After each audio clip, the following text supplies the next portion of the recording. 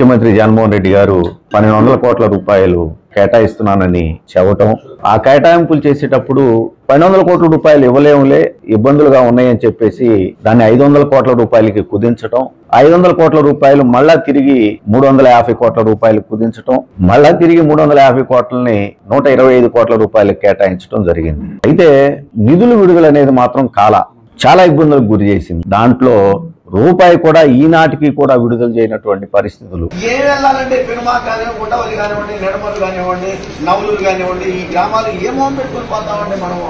మంగళగిరి ప్రజలు మళ్ళీ తిరిగి వైఎస్ఆర్ కాంగ్రెస్ పార్టీకి పట్టం కట్టాలి అని అంటే మనం సంక్షేమంతో పాటు అభివృద్ధి కూడా చేయాల్సినటువంటి అవసరం చాలా ఉంది.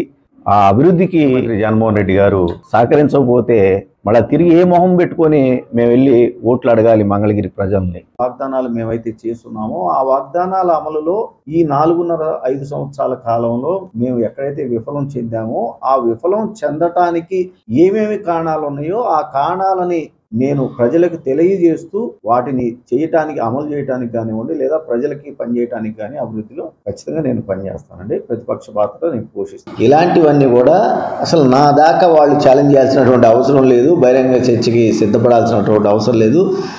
వాళ్ళు ఎక్కడికి వెళ్ళినా కూడా అక్కడి ప్రజలు, అక్కడి రైతులు, అక్కడ చేనేత కార్మికులు సమాధానం చెబుతారనేది నేను సూటిగా వాళ్ళకి చెప్తున్నాను. లేదు రండి మీరే చెప్పాలి అని అంటే నేను చెప్పగలిగినటువంటి నేను చేసిన పనుల్ని వాళ్ళు లిస్టు రాసుకోవటానికి కూడా వాళ్ళకి టైం సరిపోదని నేను గ్యారంటీగా చెప్పగలుగుతానండి.